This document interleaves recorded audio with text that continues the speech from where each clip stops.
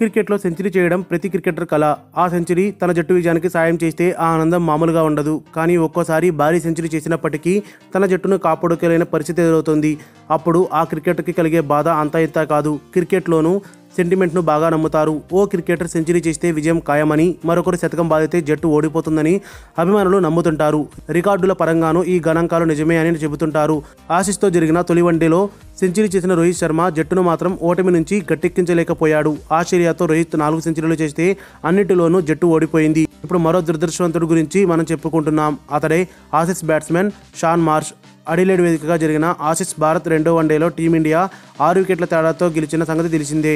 299 పరుగుల విజయ లక్ష్యాన్ని భారత్ మరో 4 బంతులు ఉండగానే 4 వికెట్లు కోల్పోయి ఛేదించింది. తొలుత బ్యాటింగ్ చేసిన ఆసీస్ 50 ఓవర్లలో 298 పరుగులు చేసింది. ఈ భారీ స్కోర్ వెనుక ఉన్నది షాన్ మార్ష్. 11 ఫోర్లు 3 సిక్సర్లతో రెచ్చిపోయిన మార్ష్ 123 బంతుల్లో 131 పరుగులు చేశాడు. అయితే టీమిండియా సారథి విరాట్ కోహ్లీ శతకం, ధోని హాఫ్ సెంచరీతో ఆసీస్కు ఓటమి తప్పలేదు.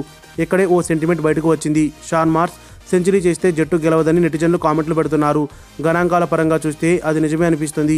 షాన్ మార్ష్ ఇప్పటి వరకు 6 సెంచరీలు చేస్తే అందులో 4లో ఆసీస్ ఓడిపోయింది. గతంలో ఇంగ్లాండ్పై 131, 101 పరుగులు చేయగా 2 మ్యాచ్ల్లోనూ ఆసీస్ ఓడిపోయింది. సౌత్ ఆఫ్రికాపై సెంచరీ 106 చేయగా ఆస్ట్రేలియా 40 పరుగుల తేడాతో ఓడిపోయింది. తాజాగా అడిలైడ్తో భారత్ 131 పరుగులు సాధించగా ఆసీస్ 6 వికెట్ల తేడాతో పరాజయం పాలైంది. ఈ మ్యాచ్లో షాన్ మార్ష్ తప్పేమీ లేదు.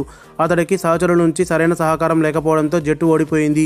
అయితే అతడు సెంచరీ చేస్తే జట్టు ఓటమి ఖాయమన్న సెంటిమెంట్ మాత్రం అభిమానుల్లో బలపడింది. మరిన్ని అప్డేట్స్ కోసం మన ఛానల్ని సబ్స్క్రైబ్ చేయండి.